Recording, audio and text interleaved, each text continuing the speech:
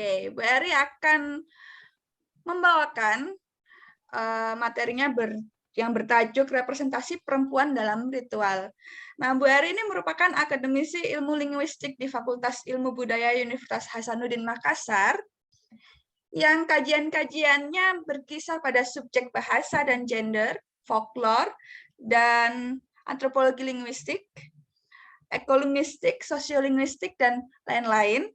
Maka salah satu buku karyanya adalah Perempuan Makassar, Relasi Gender dalam Folklore, yang merupakan hasil penelitian doktoral. Buku ini mencoba mengungkapkan representasi bentuk-bentuk gender dalam budaya Makassar berdasarkan teks folklore. Juga mencoba menemukan bagaimana budaya Makassar memosisikan posisi perempuan dan laki-laki dalam bentuk tatanan yang verbal. Jadi expertise Bu Prof. Eri ini merupakan ekspertis dalam kajian folklore yang ada di Makassar, yang kali ini juga akan mencoba untuk merepresentasikan bagaimana perempuan hadir dalam ritual. Nanten nggih, Bu nggih. Jadi Ibu tadi nanti akan ada pemaparan atau PPT? Ada. Oh, baik. Share sendiri ya, share screen sendiri. Oke, siap-siap. Jadi monggo Ibu Prof. Eri bisa langsung saja dimulai bersama teman-teman Kalampuan 2. Baik, terima kasih Mbak Ading. Yang saya hormati teman-teman dalam Kalampuan 2. Assalamualaikum warahmatullahi wabarakatuh.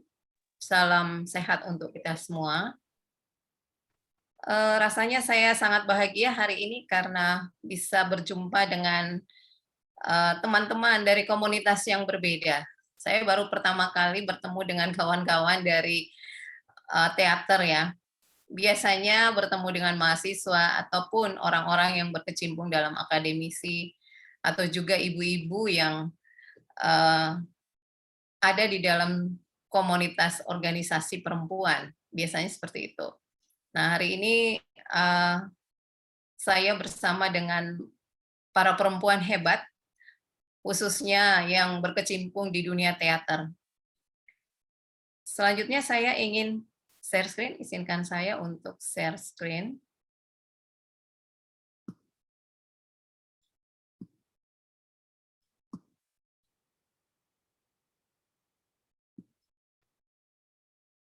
Apakah saya sudah di make host? Oh ya, sudah. Sudah Ibu, sudah.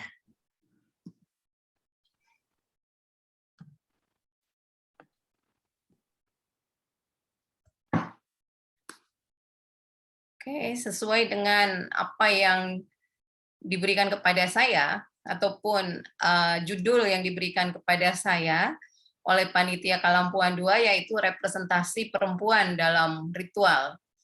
Dan saya mencoba untuk memotret beberapa realitas berdasarkan kajian-kajian akademik atau hasil-hasil penelitian teman-teman dari berbagai provinsi. Dan saya yakin bahwa mungkin ada beberapa provinsi yang hasil penelitiannya saya tayangkan sebagai sebuah referensi, dan saya kira kita bisa berbagi. Jadi meskipun saya sebagai narasumber bukan berarti saya tahu betul tentang bagaimana perempuan dalam konteks ritual, tetapi mungkin saya hanya memandu ibu-ibu kawan-kawan di Kalampuan 2 ini untuk mungkin sekedar menginspirasi ataukah mungkin berbagi wawasan tentang kajian-kajian yang memperlihatkan ataupun meneliti tentang bagaimana perempuan dalam konteks ritual kita di Indonesia.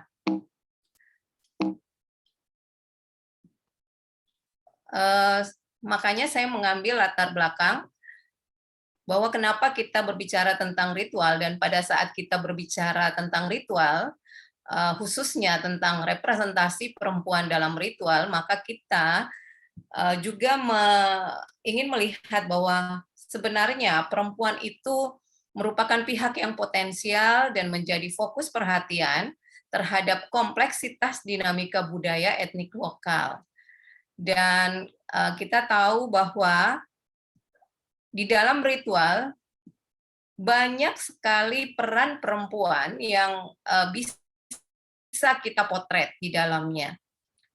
Kalau saya melihat beberapa ritual di Sulawesi Selatan, maka hampir semua ritual perempuan terlibat di dalamnya, atau semua prosesi ritual pasti ada perempuan dan tampaknya didominasi oleh perempuan. Kemudian diasumsikan bahwa ada interrelasi antara pelaksanaan ritual-ritual dengan wacana sosial hegemonik dan relasi kuasa asimetris dalam konteks gender yang berlaku di masyarakat. Jadi meskipun judulnya adalah representasi perempuan dalam ritual, biasanya pada saat bercerita tentang perempuan atau membincangkan tentang perempuan, maka kita tidak bisa terlepas dari aspek gender, atau tidak bisa terlepas dari juga membicarakan laki-laki. Kemudian pembentukan konstruksi identitas perempuan dalam masyarakat berdasarkan performativitas perempuan, yaitu identitas yang dibentuk melalui wacana tindakan yang dilakukan secara berulang dan memberi efek diterima secara sosial sebagai penanda identitas. Jadi saya kira itu latarnya. Kemudian kita melihat bahwa topik kita adalah representasi perempuan, dan saya ingin kita bersama-sama melihat makna kata representasi. Ini saya ambil dari Kamus Umum Bahasa Indonesia, bahwa representasi itu adalah perbuatan mewakili atau keadaan yang diwakili atau perwakilan, seperti itu.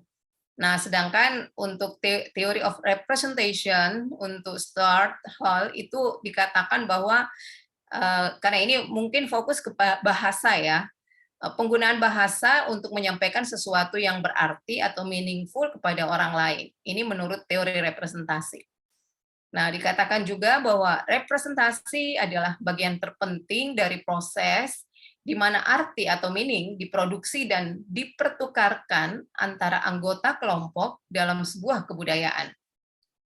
Representasi adalah mengartikan konsep yang ada di pikiran kita dengan menggunakan bahasa, atau proses produksi arti dengan menggunakan bahasa.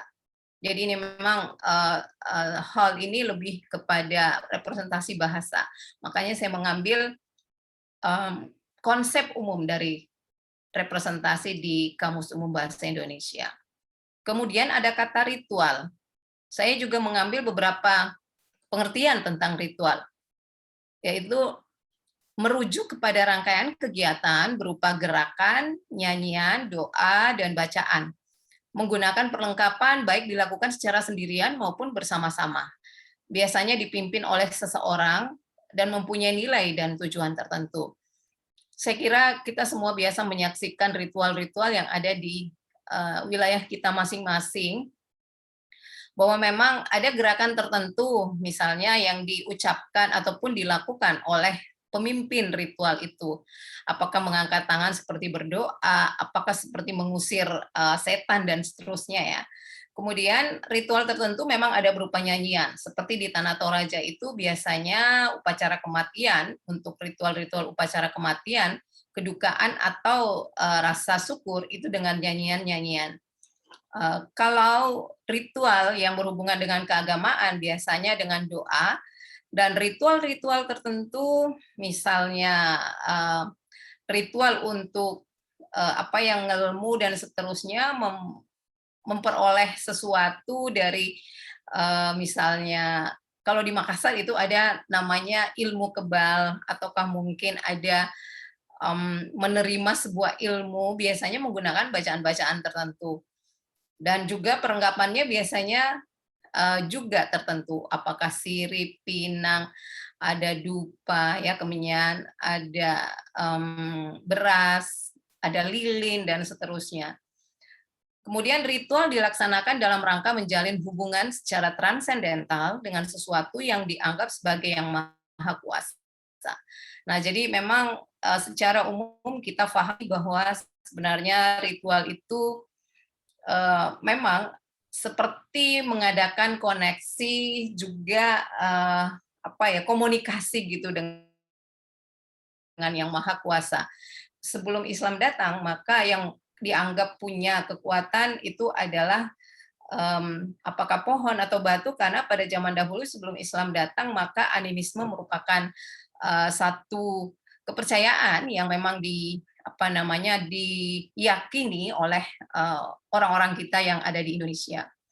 Nah, pada umumnya ritual terangkai dalam berbagai bentuk simbolis di dalam pelaksanaannya dan juga memiliki stratifikasi sifat kesakralan atau keseriusan dalam pengertian di dalam kelompok tertentu. Jadi kita memang lihat bahwa dalam berbagai ritual ada yang sakral dan ada yang sedang-sedang saja, ada yang kurang sakral. Makanya tadi saya berbicara dengan Pak Sahlan bahwa bicara tentang ritual, kalau kita ingin meneliti tentang ritual, maka kalau ritualnya itu umum saja dan bisa dihadiri oleh semua orang, biasanya kita tidak butuh usaha yang serius atau usaha khusus untuk meneliti. Tetapi pada saat ritual yang ingin kita teliti itu hanya bisa dihadiri oleh orang tertentu, ataukah mungkin tingkat kesakralannya tinggi, maka seperti di dusun adat ya, maka biasanya kita harus punya mediator atau orang-orang yang memang ada di dalam kampung itu, atau mungkin dihormati di sebuah dusun adat, seperti itu. Nah, kita bisa menggali dan mengeksplor representasi perempuan dalam beberapa ranah. Jadi selama ini memang perempuan selalu dikatakan bahwa perempuan itu hanya seputar ranah domestik. Jadi kerjaan para perempuan itu memang di dalam masyarakat tradisional hanya seputar wilayah domestik. Nah, tetapi seiring dengan berkembangnya waktu, berkembangnya teknologi, berkembangnya zaman, maka perempuan pun banyak memegang peran di dalam ranah publik. Dan juga tentu saja pada saat kita namanya anggota masyarakat, maka pasti kita juga harus punya peran di dalam ranah sosial dan harus berkomunikasi, berinteraksi dengan orang-orang di sekitar kita. Dan disinilah kita bisa mengeksplor dan membuat sebuah terobosan-terobosan untuk melihat bagaimana peran-peran perempuan di ranah domestik, publik, dan sosial di dalam sebuah masyarakat. Karena ya seperti kita tahu bahwa memang kalau kita lihat peran gender, maka konstruksi gender itu kan konstruksi sosial budaya. Sehingga pada saat misalnya kita melihat ranah sosial, bagaimana perempuan diposisikan di dalam sebuah budaya atau di dalam masyarakatnya, maka ranah sosial ini harus kita eksplor lebih jauh untuk melihat bagaimana peran-peran perempuan dalam aktivitas keseharian mereka. Nah, untuk menemukan berbagai bentuk representasi, juga kita perlu melihat bagaimana profil kegiatan perempuan dalam proses ritual. Jadi untuk melihat wujud ataupun bentuk-bentuk representasi, apakah perempuan itu memang mendominasi atau perempuan itu didiskriminasi, ataukah mungkin perempuan itu direpresentasi seperti apa, maka profil kegiatan perempuan itu bisa dipetakan dalam misalnya dalam sebuah ritual. Nah, jadi profil kegiatannya misalnya kita bisa petakan misalnya di awal, jadi persiapan ritual atau dalam proses pelaksanaan ritual dan penutupan ritual. Sehingga disitulah pada saat kita mengkritisi setiap peran yang diemban oleh perempuan dalam setiap proses ritual itu, maka kita pasti akan bisa menemukan bentuk-bentuk representasi. Mungkin nanti kita akan diskusikan hal-hal yang mungkin kurang jelas, ataukah nanti kita akan melihat teman-teman di Kalampuan 2 ini berbagi cerita dan kita akan diskusikan tentang bagaimana profil kegiatan perempuan dalam sebuah proses ritual untuk melahirkan berbagai bentuk representasi. Nah, misalnya saya mengambil satu contoh di Desa Citatah, mungkin ada yang dari desa ini, bahwa upacara, saya tidak tahu ini rahengan namanya kah atau ya biasanya sih kalau Sunda ya rahengan, bahwa ritual Dewi Sri sebagai wujud rasa syukur berkat limpahan kesuburan dan panen yang melimpah seperti milik kaum perempuan adat. Jadi ini sebuah ritual tentang upacara syukuran karena melimpahnya panen. Ya. Saya kira di Bugis Makassar juga ada, kita juga ada Mak Doja Bine, di mana kita bisa melihat bagaimana para perempuan mengambil peran dalam upacara atau ritual tersebut. Kemudian kepercayaan terhadap Dewi Sri sebagai simbol kekuatan yang melimpahkan kesuburan membentuk konstruksi identitasnya dalam suasana ritual suci. Dan dalam upacara ini terjadi relasi gender dan agama yang kuat, dan perempuan menjadi bagian penting di dalamnya. Nah, ini sebuah contoh kita bisa melihat bagaimana representasi perempuan. Dikatakan bahwa perempuan menjadi bagian penting di dalam proses upacara rahengan ini. Dan saya kira hampir seluruh provinsi ataupun wilayah di Indonesia, pada saat berbicara tentang padi, kita berbicara tentang Dewi Sri, kalau di Makassar mengatakan Sang Yang Sri, kalau mungkin di Bali mengatakan Dewi Cili, di daerah lain juga punya nama tersendiri, tetapi apapun namanya pada saat bercerita tentang padi, maka kita pasti berbicara tentang perempuan. Kemudian salah satu penelitian tentang peran perempuan di Madura ini melihat bahwa ataupun memotret si Ibu Wiyata ini mengatakan bahwa latar belakang masyarakat Madura yang masih memandang perempuan sebagai bagian keluarga yang harus dilindungi, dipelihara, dan sebagai perjuangan laki-laki untuk memupuk harga diri di depan masyarakat. Dan melihat bahwa masyarakat Madura menempatkan perempuan pada ruang yang suci dan terpisah dari ranah laki-laki. Dan dimensi ini menunjukkan ruang diterjemahkan sebagai bagian antara tradisi yang bersandarkan kepada ajaran keagamaan dengan dialektika kebudayaan dalam masyarakat. Nah, jadi dua potret ini, dua penelitian ini memperlihatkan bagaimana perempuan direpresentasikan dalam budaya tertentu. Kemudian kita lihat bahwa ada perempuan Jawa, ini juga sebuah penelitian bahwa dikatakan perempuan Jawa memang lebih diarahkan dan diutamakan untuk melakukan kegiatan domestik, dalam artian dikondisikan di area domestik. Namun hal tersebut tidak menghalangi perempuan dalam memengaruhi suami atau ayahnya dalam membuat kebijakan yang memberi peluang dan menguntungkan bagi perempuan. Nah, jadi di sini kalaupun direpresentasikan bahwa perempuan Jawa itu lebih fokus ke ranah domestik, tetapi di satu sisi dia pun mampu ataupun punya kekuatan, punya power untuk memengaruhi suami ataupun ayahnya. Jadi dalam hal ini memengaruhi laki-laki di dalam membuat kebijakan yang dapat menguntungkan bagi perempuan. Jadi ini juga satu potret tersendiri. Dan peran perempuan dalam melestarikan berbagai tradisi dan kearifan lokal juga dilakukan oleh kaum perempuan Banjar di Kalimantan Selatan. Tradisi dan kearifan lokal Pasar Terapung merupakan aset budaya dan ikon wisata yang telah menjadi identitas masyarakat Banjar Kalimantan Selatan. Nah, potret tentang kearifan lokal yang terkandung di dalam Pasar Terapung ini bukan ritual, tetapi adalah budaya yang berisi kearifan lokal. Tetapi saya yakin bahwa di dalam proses menjalankan budaya ini ataupun tradisi ini mungkin ada ritual tertentu yang juga dilakukan oleh para perempuan Banjar.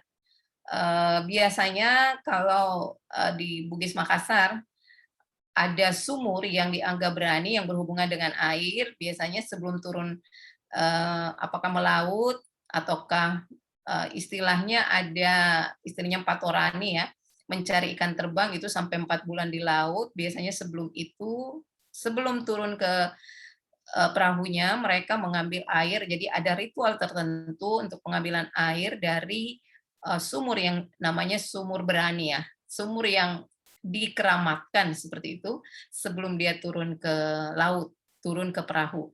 Dan saya yakin bahwa kearifan lokal di Pasar Terapung ini juga pasti punya tradisi tertentu. Hanya saja yang tampak di permukaan adalah hanya tradisi pasar lokal, ya, kearifan lokal dengan pasar terapung yang pada umumnya hampir semuanya perempuan ya, kalau nggak salah. Ini hampir sama dengan pasar terapung di Thailand. Dan ini saya kira potret lain ataupun representasi lain dalam apa namanya, dalam tradisi kita untuk menampilkan kearifan-kearifan lokal yang kita miliki di Indonesia. Nah, ini sebuah gambar saya kira yang teater dari Bali melihat bagaimana proses ataupun ritual metatah ya. Nah, kita lihat bahwa biasanya banyak perempuan yang apa namanya, yang menjalani proses ritual metatah ini dan dijalankan oleh laki-laki. Nah, sehingga kita bisa mengatakan bahwa sebenarnya konstruksi budaya yang tercipta itu akan sangat memengaruhi perempuan dalam masyarakat. Jadi memang bagaimana konstruksi budaya yang dibuat ataupun masyarakat yang mengkonstruksi budaya di wilayahnya dan itu diwarisi secara turun-temurun itu pasti akan memengaruhi peran perempuan dalam masyarakat. Dan semakin terbuka dan responsif suatu budaya atau tradisi memperlakukan perempuan, maka akan semakin terbuka ruang bagi perempuan untuk berpartisipasi di ruang publik. Nah, jadi memang konstruksi sosial budayalah yang memberi ruang dan juga akan melegalkan perempuan berkiprah di ruang publik ataupun di ranah sosial.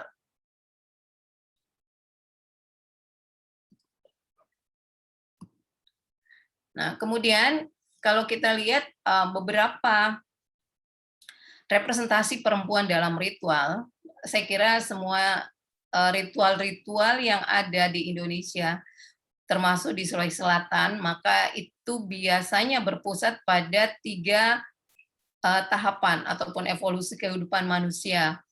Nah, kalau kita lihat misalnya upacara kelahiran yang kalau dalam Islam dikatakan akikahan, punya ritual tersendiri. Jadi mulai ada orang tua yang biasanya perempuan, kalau kita di Makassar bilang sandro, mungkin di tempat bahasa Indonesianya dikatakan dukun ya. Apakah itu dukun beranak ataukah dukun yang memang biasanya sudah dipercaya melakukan ritual tentang sebuah akikah yang bernuansa tradisional. Karena biasanya di dalam akikahan sudah ada sinkretisme, sudah bercampur antara budaya dan agama ya. Kemudian di acara hitanan, ini juga biasanya kalau di Bugis Makassar, acara hitanan ini juga bernuansa apa namanya, pencampuran ataupun pembauran antara agama dan juga budaya setempat. Nanti kita lihat fotonya di upacara hitanan. Kemudian tahapan perkawinan. Saya kira seluruh Indonesia perkawinan merupakan sebuah tahapan kehidupan kita yang sangat merefleksikan bagaimana kuatnya tradisi, bagaimana kuatnya ritual di dalam wilayah tersebut atau dalam masyarakat tersebut. Nah, sekalipun mungkin di dalam masyarakat ada beberapa keluarga yang tidak terlalu menganggap bahwa perkawinan tradisional itu lebih lebih sakral seperti itu. Tetapi kalau di Bugis Makassar, maka perkawinan ini masih dianggap sesuatu yang sangat sakral sehingga masih sangat kental dengan berbagai ritual dan juga tradisi-tradisi yang masih dipegang teguh oleh orang-orang Bugis Makassar. Jadi mulai prosesi, banyak prosesi sih, misalnya pada sebelum pernikahan masih ada ritual yang mandi ya untuk menghilangkan sial. Kemudian ada acara seperti Midodareni, malam pacar, di mana ada pacar yang dibubuhkan di tangan mempelai, calon mempelai laki-laki ataupun perempuan. Jadi masing-masing menggunakan di wilayah yang berbeda ya, masing-masing di rumah mereka. Kemudian pada saat acara akad nikah dan setelah akad nikah. Jadi ini biasanya punya prosesi yang sangat panjang karena sampai 2-3 hari sampai usai pelaksanaan tradisi itu ataupun prosesi perkawinan itu. Kalau memang dilakukan secara tradisional. Kemudian prosesi yang terakhir di tahapan kehidupan manusia yaitu kematian. Kalau Bugis Makassar mungkin tidak terlalu signifikan gitu dan tidak terlalu fenomenal upacara ataupun ritual yang dilakukan pada acara kematian karena biasanya mengikuti aturan agama Islam.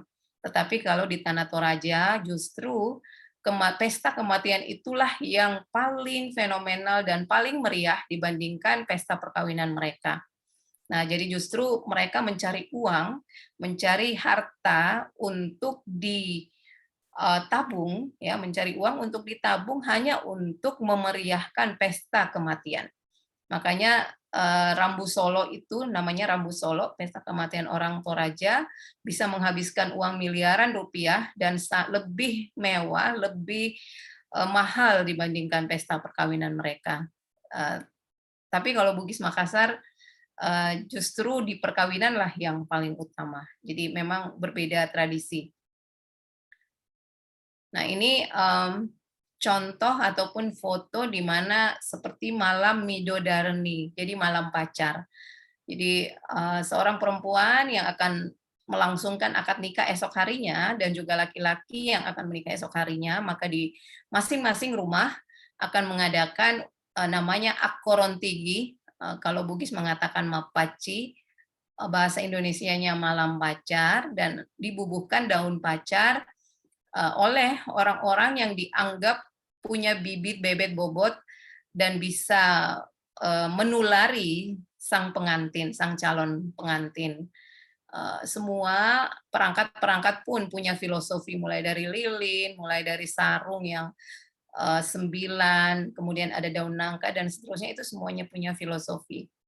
Nah, kemudian yang di kanan ini adalah acara hitanan. Setelah acara hitanan, biasanya anak-anak yang sudah dihitan itu dipakaikan baju bodo sampai dengan 11 sampai 12 lembar gitu. Dan itu adalah harapan bahwa nantinya mereka akan punya rezeki yang banyak dan juga nanti digendong oleh ayahnya menaiki tangga untuk sampai ke puncak rumah. Dan harapannya adalah mereka akan menjadi orang yang punya jabatan tinggi dan pekerjaan yang baik sesuai dengan harapan orang tua mereka. Nah, satu hal yang menarik di Sulawesi Selatan, kebetulan saya 2 tahun meneliti di Dusun Adat Karampuang. Jadi pemimpin adat Dusun Adat Karampuang itu istilahnya, saya istilahkan ya, 4 in 1, karena di Dusun Adat Karampuang ini dipimpin oleh 4 orang pemimpin adat. 3 laki-laki, 1 perempuan. Nah, Dusun Adat Karampuang ini dipimpin oleh seorang raja perempuan. Sehingga pada saat raja perempuan itu meninggal, maka dibuatlah sebuah rumah adat yang mengadopsi tubuh perempuan di dalam rumah adat itu. Sebentar kita lihat rumah adatnya. Dan pemimpin adat ini yang pertama dikatakan Arung atau ketua adat, dan ada yang namanya Gela. Gela itu semacam perdana menteri. Ada namanya Sandro. Jadi meskipun Sandro itu arti umumnya adalah dukun, tetapi di dalam dusun adat ini, Sandro ini bukan hanya sebagai dukun, misalnya dukun beranak ataupun dukun yang akan menyembuhkan penyakit-penyakit tertentu, tetapi dia juga seperti menteri kesehatan. Jadi dia bertanggung jawab atas selamatnya para bayi-bayi yang akan lahir. Jika ada bayi lahir dan meninggal, maka itu adalah tanggung jawab Sandro. Dan juga ada guru yang berperan sebagai menteri agama. Jadi hubungan-hubungan keagamaan, masalah-masalah keagamaan akan diatasi dan juga akan diurus oleh sang guru ini. Jadi bukan guru sekolah ya, tetapi namanya memang guru. Karena guru itu seperti apa ya, orang yang dikatakan ahli dalam bidang agama. Nah, jadi kalau kita lihat secara persentasi, bahwa kalau dulu dusun adat perempuan dipimpin oleh perempuan dan membawahi 6 raja laki-laki di dusun-dusun kecil, maka saat ini setelah raja perempuan itu meninggal, maka ada 4 pemimpin adatnya, tetapi hanya 1 perempuan. Secara presentasi memang hanya 25% perempuan, 75% laki-laki, tetapi secara akses maka perempuan yang bernama Sandro ini bisa punya akses untuk semua kegiatan-kegiatan yang dipimpin oleh Arung, Gelak maupun Sang Guru. Nah, jadi dia sendiri perempuan, tetapi dia bisa mengakses semua kegiatan-kegiatan ritual yang dilaksanakan oleh Arung, Gelak ataupun guru yang 3 pemimpin adat yang bersama-sama mereka. Nah, kemudian masyarakat adat Karampuang mengelola lingkungan bersumber dari kearifan lokal berupa pengetahuan, mitos, dan pesan leluhur yang berisi larangan, ajakan, serta sanksi dalam pengelolaan lingkungan. Jadi kalau ada yang misalnya memotong pohon, jadi menebang pohon tidak sesuai dengan syarat-syarat yang sudah diisyaratkan oleh pemimpin adat, maka pasti orang tersebut akan dikena sanksi adat. Dan jadi pohon-pohon yang akan ditebang harus pohon-pohon yang punya memenuhi kriteria. Jadi sudah ada kriteria yang disusun oleh pemimpin adat bahwa pohon yang mana yang bisa ditebang. Kalau memotong pohon ataupun menebang pohon yang tidak sesuai dengan syarat yang berlaku, maka pasti ada sanksi. Nah, kearifan lokal penting untuk dilestarikan dengan tujuan menjaga keseimbangan dan kelestarian lingkungan. Inilah, jadi rumahnya memang sudah sangat tua. Ini rumah adat dari Karampuang itu, dan mengapa dikatakan mengadopsi tubuh perempuan?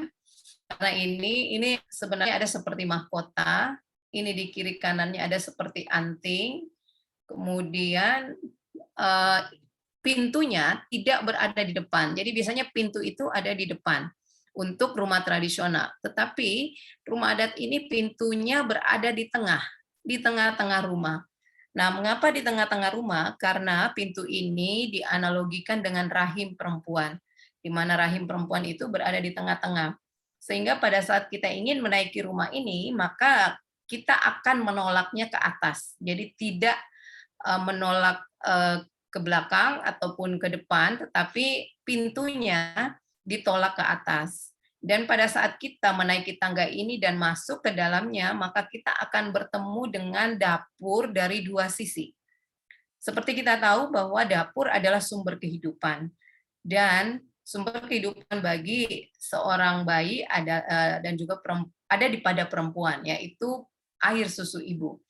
Nah, mereka menganalogi dapur itu seperti sumber ASI dari seorang bayi. Jadi 2 payudara ibu yang merupakan sumber kehidupan manusia.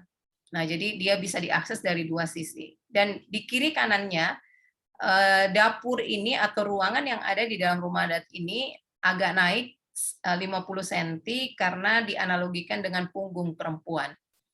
Sebenarnya di sini agak ke depan itu ada tiang yang dipotong dan dibungkus kain putih dan diisyaratkan ataupun dianalogikan sebagai lutut perempuan. Nah, jadi semua yang ada di dalam rumah ini dianggap adopsi tubuh perempuan. Ya, jadi menggambarkan ataupun merepresentasikan tubuh perempuan. Karena sebagai bentuk apresiasi masyarakat dusun adat Karampuang terhadap raja mereka yang perempuan. Seperti itu. Kebetulan saya 2 tahun meneliti di tempat ini. Nah, apa yang kita peroleh lagi kalau pada saat kita melihat bagaimana perempuan-perempuan itu direpresentasikan, maka perempuan juga bisa apa namanya, direpresentasikan sebagai simbol ekologis. Karena misalnya di dalam sebuah ritual ini, sebenarnya ini Mappa Dendang, jadi ini apa ya, rasa bahagia atas panen yang berhasil, ini juga Mappa Dendang, dan biasanya ada lesung.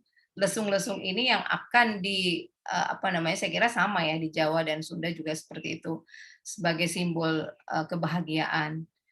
Nah, kemudian kearifan ekologis masyarakat adat, khususnya kaum perempuan yang banyak memegang peranan dalam menjaga lingkungan dan kestabilan ekosistem alam. Nah, jadi di dusun adat ini perempuan juga memang punya peranan yang cukup signifikan di dalam apa namanya, menjaga tumbuh-tumbuhan, menjaga tanaman dan seterusnya.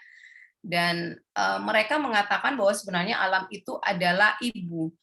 Jadi seperti perempuan. Jadi makanya dia harus menjaga betul alamnya, karena alam itu, lingkungan itu sama dengan manusia. Ya, jadi sehingga mereka tidak boleh merusak, karena kalau merusak alam berarti merusak sesama manusia.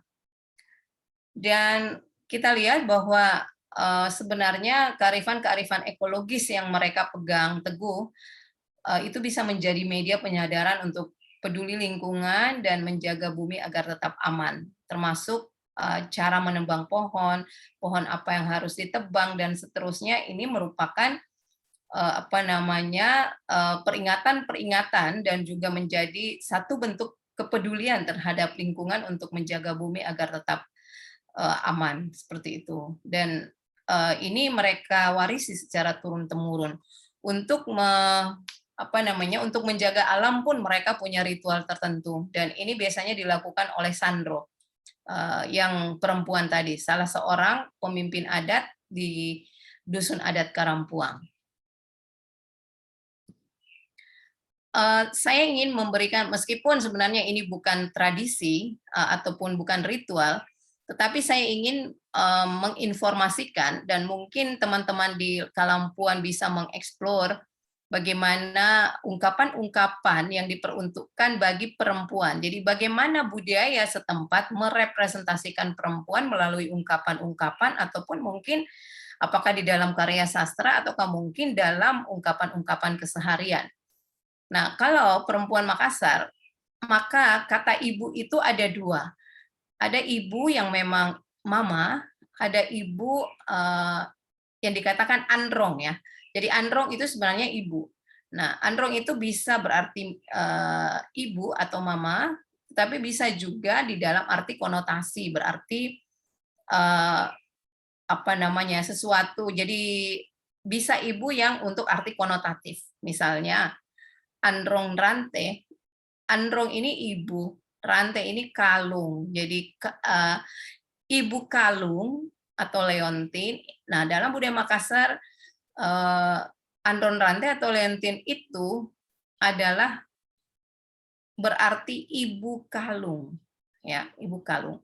Mengapa ibu kalung? Karena dalam ungkapan ini dianggap bahwa perempuan itu memang selalu apa ya, berempati gitu, menggunakan rasa, juga selalu cantik untuk dipandang. Kalau sebuah kalung tanpa ada leontin, itu tidak terlalu menarik. Dan seperti itulah analogi orang Makassar, bahwa sebenarnya yang namanya ibu kalung atau perempuan itu selalu menjadi tumpuan pandangan dan selalu dekat di hati.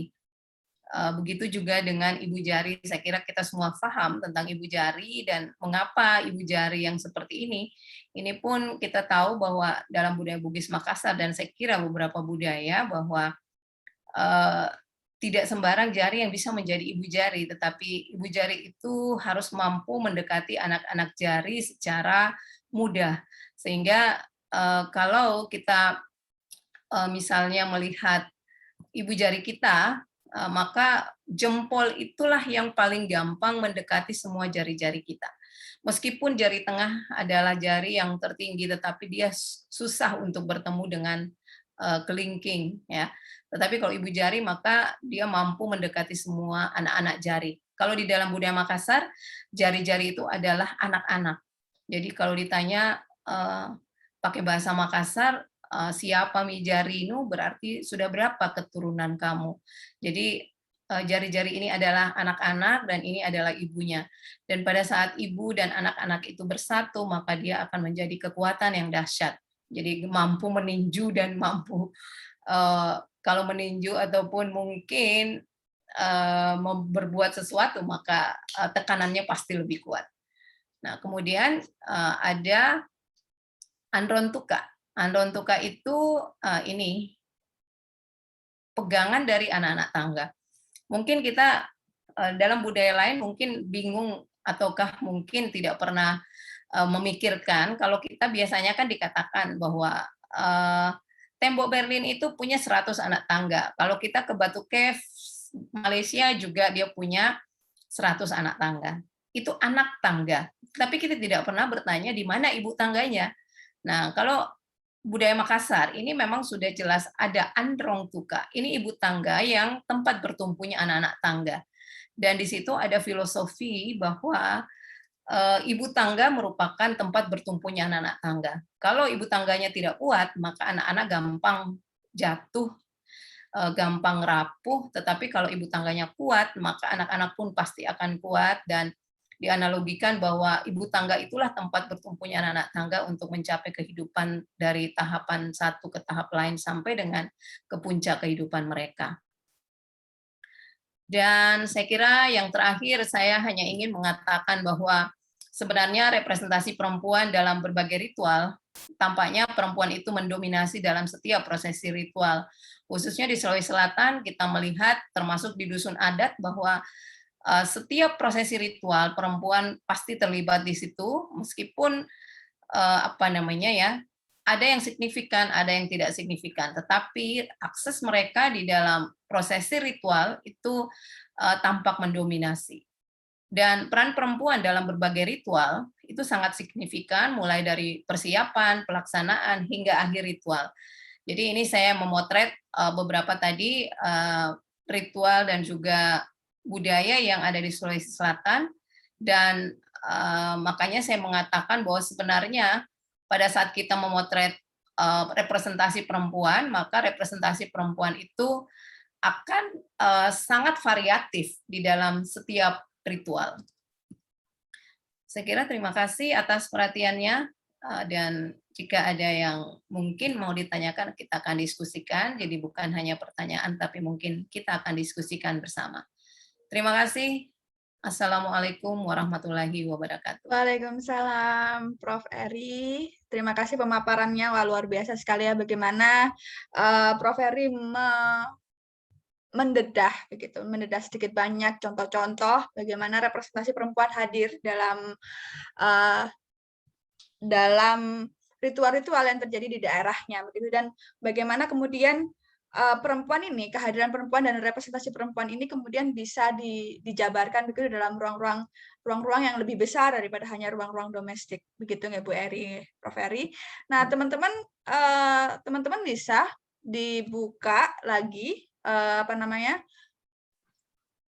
Zoom-nya, kameranya bisa dibuka lagi untuk kita berhadapan-hadapan langsung, begitu, bertatap muka dengan Prof. Eri, dan jadi nanti ketika ada yang bertanya bisa dengan gampang, begitu, Prof. Eri mengenal wajah teman-teman juga, ya, gitu ya. Boleh. Sekarang kalau teman-teman mau ada pertanyaan atau seperti yang tadi Bu Eri bilang, Bu Eri pun membuka begitu wacana atau cerita-cerita tentang bagaimana representasi perempuan di daerah teman-teman masing-masing begitu. Monggo yang mau memberikan sumbangsihnya atau bertanya tentang apa yang sudah dipaparkan oleh Bu Eri, teman-teman bisa dibuka lagi kameranya.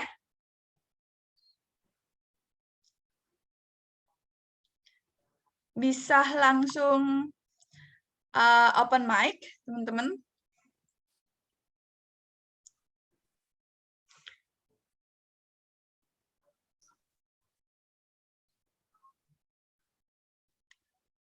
silakan. Apakah ada yang mau? Mungkin ada yang mau share gitu pendapat, ya, tradisi yang ada di daerahnya. Jadi kita diskusi bukan hanya pertanyaan, tetapi bagaimana kita sama-sama lebih aware, sensitif terhadap ritual-ritual yang ada di sekitar kita, dan bisa kita jadikan satu referensi bahwa seperti inilah representasi perempuan di dalam sebuah ritual. Seperti itu. Oke, mungkin saya Mbak ya, sebelum teman-teman yang lain. Makasih ya Dr. Eri. Saya mencermati tadi ada evolusi kehidupan yang ditampilkan Ibu tadi, dan itu memang terjadi di Bali. Di setiap siklus kehidupan itu hampir semua siklus itu perempuan terlibat. Bahkan di satu siklus saja, misalnya kelahiran, itu ada beberapa ritual yang harus dijalani perempuan gitu. Misalnya ketika dia hamil, itu dari hamil berapa bulan sampai anaknya lahir itu sudah dilingkupi dengan ritual begitu. Jadi memang representasi perempuan ini tidak hanya dia sebagai representasi fisik begitu ya, tetapi lebih representasi spiritual juga, di mana kehadirannya di sini menjadi sebentuk metafora penjagaan terhadap semesta gitu. Jadi misalnya dalam konteks kehamilan dan kelahiran begitu, perempuan itu dilindungi dengan ritual karena dia adalah simbol semesta yang juga harus dilindungi begitu. Dan kemudian perempuan ini ketika sudah menjadi ibu, dalam konteksnya orang Bali, dia juga harus melindungi semesta yang dilahirkannya, yaitu anak itu. Sejak umur 0 hari sampai kemudian seumur hidupnya, anak ini sudah juga siap dengan ritual-ritual berikutnya begitu. Ada 7 hari, 14 hari, kemudian 1 bulan, 3 bulan, 6 bulan, seterusnya sampai seumur hidupnya. Jadi penjagaan terhadap perempuan itu di Bali bisa dipandang secara kompleks, khususnya dari segi spiritualnya begitu. Jadi dia dijaga dan dia menjaga gitu. Nah, sehingga dalam konteks ritual ini, dalam pembicaraan kita teater itu sangat menarik digali gitu. Bahkan banyak sekali sumbernya, berlimpah gitu Bu Eri kalau di Bali gitu. Iya betul. Jadi kalau saya di sini mau fokus satu upacara namanya otonan. Itu upacara 6 bulanan anak. Itu dari lahir sampai seumur hidupnya itu dibuatkan ritual. Nah, itu memang seorang ibu yang mempersiapkan gitu. Jadi di situ ibu tidak hanya mempersiapkan secara fisik apa yang dia bisa lihat sebagai upacara atau upakara, menyiapkan sesajen, bukan itu, tetapi secara spiritual membentengi anaknya dari halangan atau bencana gitu. Jadi lebih ke filosofis tatarannya. Nah, itu kalau diteaterkan itu cukup dalam sekali filosofisnya, sehingga saya memilih itu dalam konteks ini. Terima kasih Bu Eri sudah berbagi, sangat menginspirasi, sangat luar biasa juga pemaparan tadi saya dengar tadi. Terima kasih Bu. Terima kasih Bu Sonia. Saya kira saya juga sangat senang bisa berbagi, dan kebetulan anak saya itu S1 di Bali, 4 tahun di Udayana, antropologi budaya. Jadi saya banyak tahu beberapa tradisi dan juga ritual Bali. Dan sama dengan Makassar, Bugis Makassar, bahwa kita juga ada tradisi 3 bulanan dan 7 bulanan sampai 9 bulanan, tapi tidak ada 6 bulanan. Ini mungkin yang bisa dijadikan komparasi. Mengapa justru di Bali upacara 6 bulanan itu dilaksanakan untuk seorang anak sebagai simbol perlindungan ya. Saya kira perlindungan dari berbagai kejahatan dan bencana seperti itu. Nah, jadi mungkin nanti Ibu Sonia kalaupun akan mengambil itu, jangan hanya memotret bahwa di Bali itu ada upacara 6 bulanan untuk seorang anak, tapi mungkin mengambil perbandingan bahwa misalnya di daerah lain ada 3 bulanan, ada 7 bulanan, ada 9 bulanan. Nah, setiap angka itu punya filosofi. Nah, mengapa di Makassar, Bugis Makassar hanya 3 bulanan sampai dengan 7 bulanan? Permisi Mbak Ading, saya langsung saja dulu ya, supaya nanti kalau ini langsung berkembang lagi. Ya, siap-siap, nggak apa-apa. Monggo, Bu. Jadi misalnya di Makassar itu 3 bulanan karena filosofi angka 3, di mana filosofi angka 3 itu konon bumi ini sejak zaman Lagaligo itu ya, bumi ini dibagi atas 3, ada bumi atas untuk kalangan para dewa, bumi tengah untuk manusia, dan bumi bawah untuk para yang sudah meninggal. Kemudian makanya rumah adat tradisional kami di Bugis Makassar itu juga terbagi atas 3, baik secara horizontal maupun vertikal. Dari atas itu ada namanya rakeang ataupun semacam tempat penyimpanan padi zaman dulu, ya. Jadi ada di bawah atap itu ada tempat penyimpanan padi. Jadi padi itu lebih tinggi pangkatnya dibandingkan manusia gitu.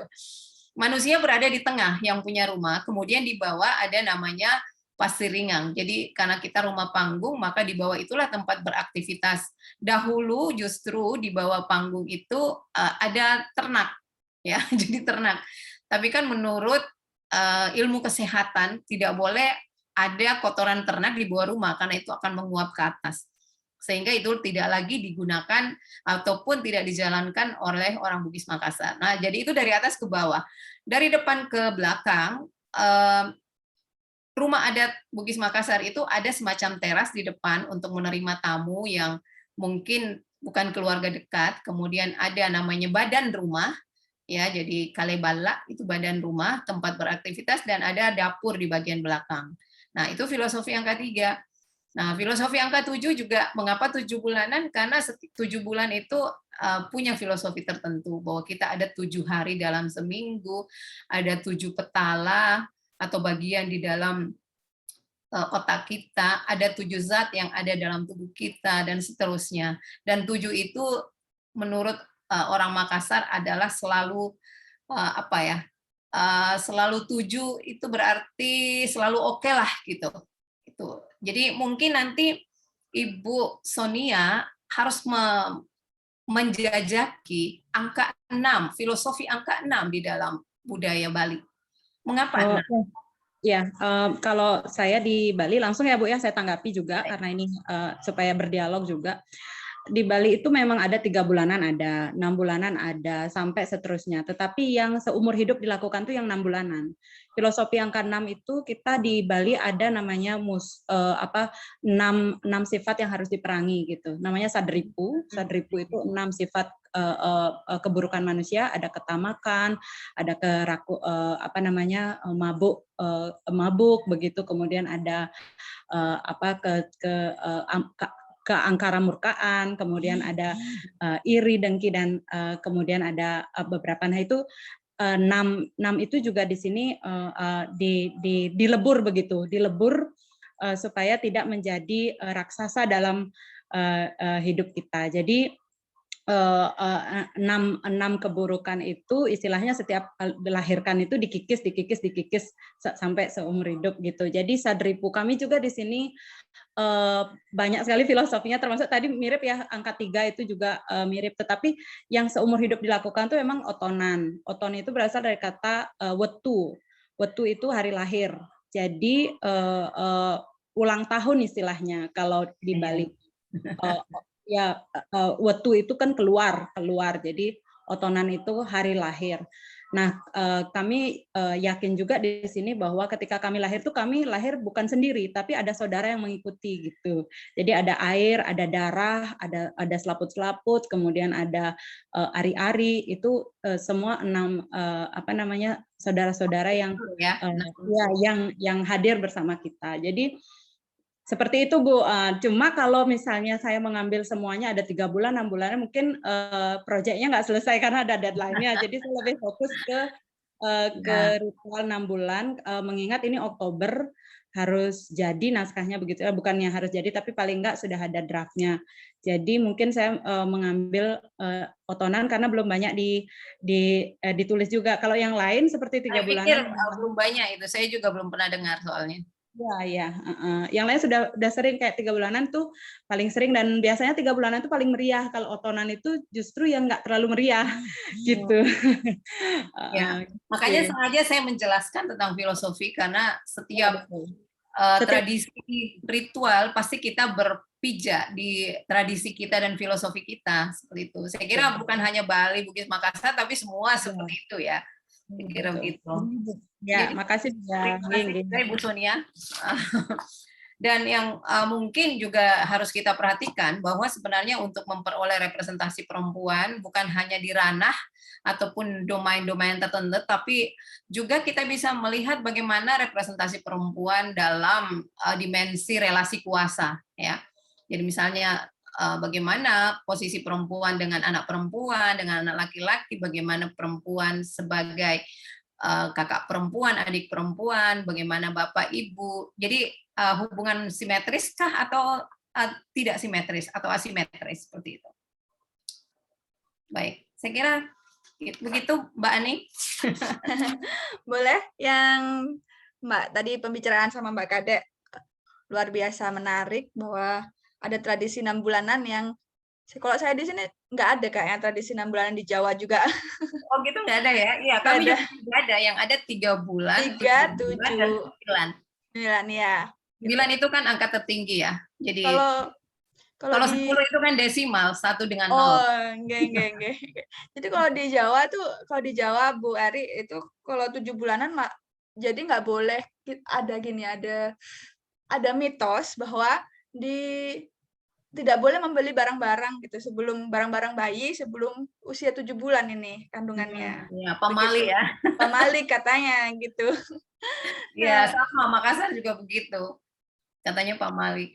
Nah, tapi yang unik kalau di Korea, kebetulan saya 2 tahun jadi dosen tamu di Korea ngajar bahasa Indonesia. Saya melihat ritual mereka cara untuk umur ya. Jadi kalau waktu itu ada diskusi dan saya bertanya berapa umur kamu, terus dia katakan, Ibu, umur Indonesia atau umur Korea? Saya, apa bedanya? Ternyata mereka kalau umur Korea itu sudah dihitung umurnya dalam kandungan. Ya. Nah, jadi kalau misalnya dia 18 tahun, dia kuliah saat itu, maka umurnya dia katakan 19 tahun. Nah, Bu Eri, ini ada Mas Bahwi yang angkat tangan ini. Mungkin Mas Bahwi dari kacamata laki-laki atau kayak gimana nih mau bertanya nih? Ya, silakan. Kalau ada peserta lain mungkin boleh peserta lain dulu. Boleh, yang lain belum ada yang resen. Oh belum. Oke deh, izin ya teman-teman.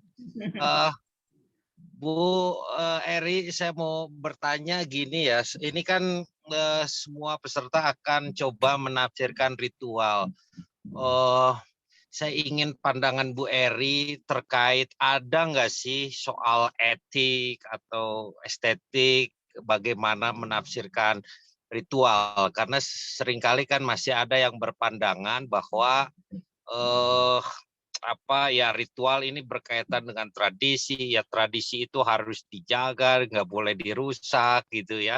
Terus di sisi lain juga kadang problematik ya soal tafsir menafsir, apalagi kalau misalnya menafsirkannya dari sudut pandang luar gitu. Kan tradisi itu ada pemilik kelompoknya. Nah, lalu menafsirkannya dari luar kelompok gitu, itu kan kadang problematik ya. Misalnya gini, sesajen itu seringkali kalau bukan oleh kelompoknya, di luar oleh kelompoknya kan kita bisa seenaknya aja menafsirkan, misalnya musyrik atau apa gitu ya di Sunda itu. Padahal kalau kita tahu dari perspektif pemiliknya itu kan simbol soal harmonisasi hidup ya, ada 3 unsur di dalamnya, di dalam sesajen itu supaya hidup ini harmoni, dunia atas, dunia tengah, dunia bawah gitu ya. Nah itu di sisi lain ada juga seringkali gitu problematik kalau pakai perspektifnya luar ya, perspektif luar kita bisa seenaknya bisa mengklaim apa sih bodoh banget gitu kan, tahayul gitu, dungu dan lain sebagainya, karena kita apalagi orang modern merasa superior gitu ya dengan logika dan memandang hal-hal yang mistis itu hal-hal yang ganjil, hal-hal yang tidak masuk akal gitu ya, yang primitif. Nah, ya ingin pandangannya ada nggak sih etik atau seleluasa apa sih menafsirkan ritual itu, apalagi kita yang memang bukan kelompoknya gitu, kelompok pemiliknya misalnya. Mungkin itu Bu Eri ya bisa menangkap nggak ya? Ading. Bisa. Saya coba memahami. Pak siapa tadi yang bicara ya? Pak Sahlan Mujabah. Saya salah Bu. Makanya saya pikir tadi ada kok. Ini ya Pak Sahlan yang raise hand. Baik. Iya. Kalau ya Pak Sahlan, kalau menurut saya ini memang problematik menafsir ritual memang gampang-gampang susah ya. Tetapi lebih bagus kalau saya sih ngambil gampangnya saja. Jadi menempatkan. Jadi kalau misalnya memang pemilik kelompok ataupun masyarakat setempat menafsir ritual, biasanya agak berbeda dengan kalau autor sebagai penafsir, karena bukan kita yang punya budaya atau bukan kita yang punya ritual. Nah, tetapi bagi saya, kalau kita ingin menafsir, maka kita harus menempatkan simbol-simbol sebagai ataukah mungkin hal-hal, prosesi, pakaian dan seterusnya, perangkat-perangkat di dalam konteks budaya mereka, di dalam budaya setempat yang kita teliti ataukah mungkin yang akan kita fokus seperti itu. Jadi kalaupun misalnya kita sebagai author ya, orang luar menafsir dan ada kekeliruan di dalam penafsiran, saya kira itu tidak masalah, namanya juga kita dalam proses menafsir. Nah, makanya kita ada proses konfirmasi kepada orang-orang yang memang mengetahui ataukah mungkin budayawan yang lebih paham tentang budaya setempat. Jadi bagi saya konteks budaya setempat itulah yang akan memberikan pengayaan dan juga memberikan wawasan kepada kita bagaimana cara kita menafsir sebuah proses ritual ataukah mungkin simbol-simbol ataukah perangkat-perangkat ritual dalam satu tradisi seperti itu.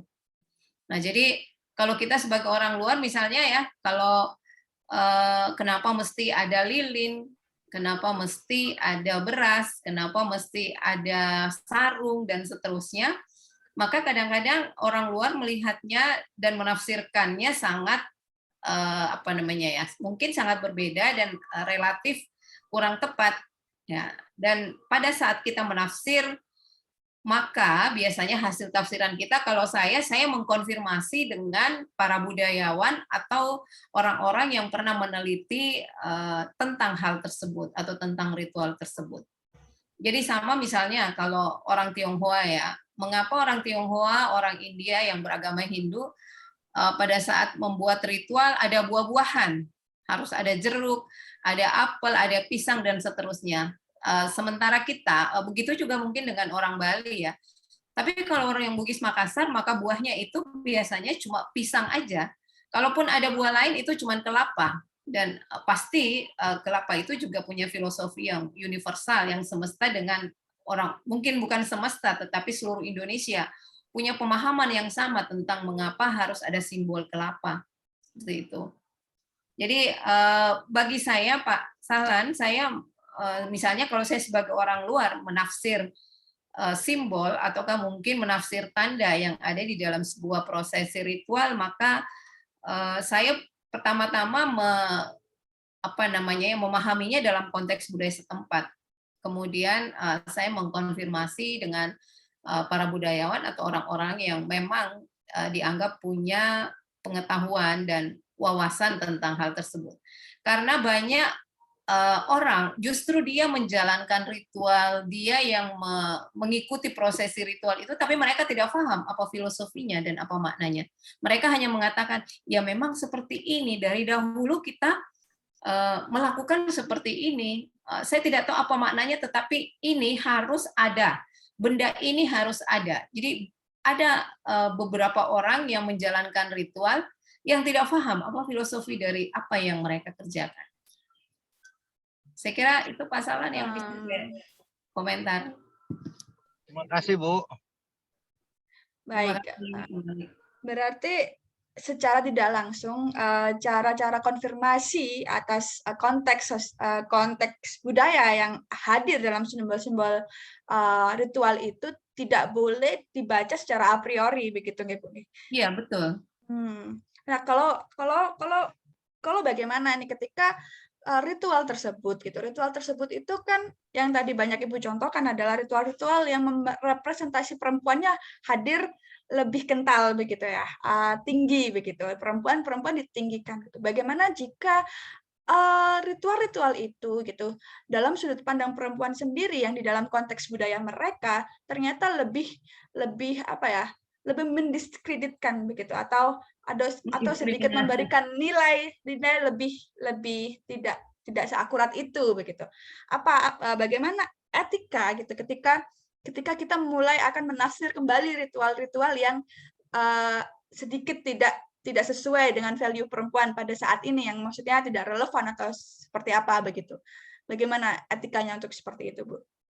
Iya, kalau saya mengamati hasil observasi saya, kadang-kadang perempuan tidak merasa bahwa itu diskriminatif bagi mereka. Oke. Mereka hanya menjalankan peran sesuai dengan tradisi yang mereka sepakati sejak awal dan diwarisi secara turun-temurun. Kalau kita bertanya kepada mereka mengapa seperti itu, misalnya ada profil kegiatan yang mendiskriminasi perempuan di mana perempuan hanya bisa berada dalam sebuah ranah tertentu yang mungkin lebih kecil dibandingkan dengan ranah laki-laki, ya, aksesnya laki-laki itu lebih luas di dalam sebuah ritual itu. Kadang-kadang perempuan tidak merasa bahwa mereka itu didiskriminasi atau disubordinasi karena mereka kadang-kadang tidak paham itu, ya. Mereka mengatakan iya karena sejak dahulu kala turun temurun memang kami itu hanya punya kerjaan seperti ini. Laki-laki itu memang sudah harus begitu, seperti itu. Misalnya, kami punya tradisi kalau makan, laki-laki yang duluan makan. Ya. Setelah itu barulah perempuan. Nah, perempuan ini kadang-kadang memperoleh sisa bapak-bapak ini dan para laki-laki itu. Nah, mereka menganggap bahwa itu adalah sebuah apresiasi, sebuah penghormatan kepada suami-suami mereka, kepada bapak mereka, kepada anak laki-laki mereka. Dan itu mereka tidak pernah permasalahkan. Jadi tradisi, ya kita katakan ritus makan kita, biasanya di dalam kultur Bugis Makassar itu didahulukan laki-laki.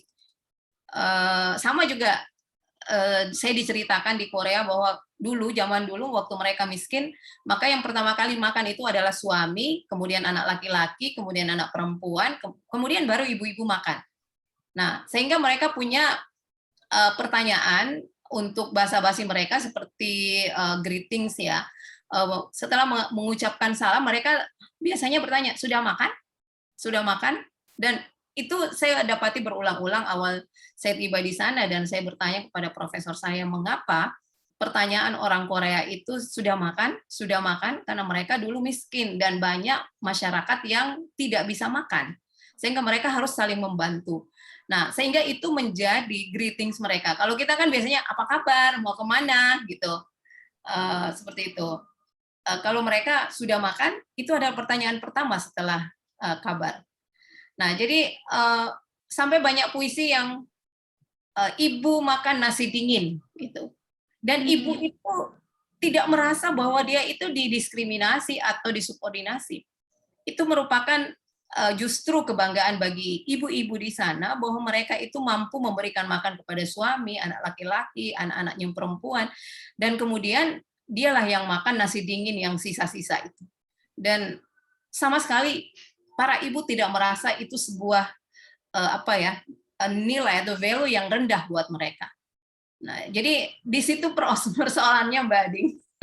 Tidak perlu merasa bahwa itu sebuah subordinasi atau diskriminasi, tetapi pengorbanan mereka justru merupakan sebuah kemuliaan, sesuatu yang perbuatan mulia menurut mereka. Seperti itu. Ini saya sebetulnya mau bertanya lagi, tapi ada Mbak Rani Iswari, monggo Mbak Rani yang raise hand. Iya, terima kasih Mbak Ading. Sebenarnya ini pertanyaan udah muncul dari tadi waktu workshop sama Mbak Fai mengenai perspektif dari kita memandang sebuah ritual. Pertanyaan saya ini sederhana. Jadi kan waktu tadi melihat sebuah video dan dikatakan bahwasanya Mbak Fai itu melakukan riset dan penelitian. Terbuatlah sebuah pertunjukan. Dari riset tersebut, dia memiliki sudut pandang. Barangkali ini pemahaman saya ketika dia melakukan riset, narasumber menceritakan tentang kejadian yang terjadi, yang mereka alami. Tapi dia memilih untuk mengemasnya dengan menjadi peristiwa yang bukan kejadian yang pada saat itu. Dia tidak memunculkan kekerasan itu, tidak memunculkan para gerwani yang didiskriminasi oleh laki-laki oleh zaman pada saat itu. Nah, ini kaitannya dengan bagaimana perspektif ritual nanti. Apakah diperbolehkan ketika saya memandang suatu ritual tersebut dan tidak membawa ritual tersebut ke dalam panggung, Ibu, begitu. Maksudnya saya tidak membawa mentah-mentah ritual dengan segala macam kemenyannya, tidak itu. Saya mengambil pesannya saja. Bahkan kalau misalnya pesannya itu saya